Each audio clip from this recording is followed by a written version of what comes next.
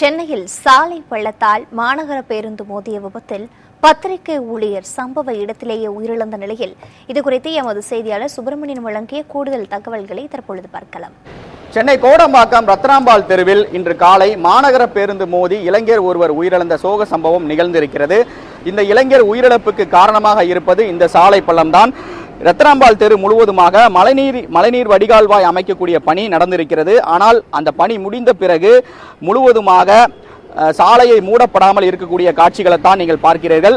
இந்த பள்ளம் காரணமாகத்தான் இளைஞர் சிவபிரகாசம் என்பவர் மாநகர பேருந்தில் சிக்கி பலியாகி இருக்கக்கூடிய சம்பவம் நிகழ்ந்திருக்கிறது. இன்று காலை சிவபிரகாசம் இதே சாலை வழியாக சாலிகிராமம் செல்வதற்காக சென்றிருக்கிறார். அப்போது இந்த பள்ளத்தில் சிக்கி மாநகர பேருந்தில் மோதி அவர் சம்பவ இடத்திலே உயிரிழந்திருக்கிறார்.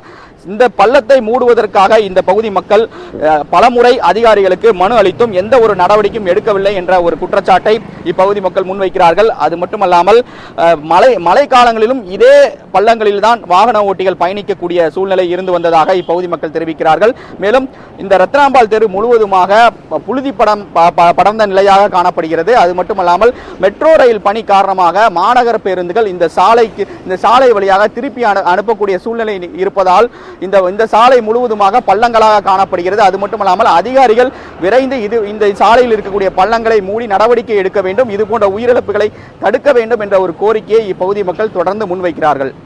நியூஸ் 7 தமிழ் செய்திகளுக்காக ஒளிப்பதிவாளர் ஜெகப்பிரியனுடன் சுப்பிரமணியன்.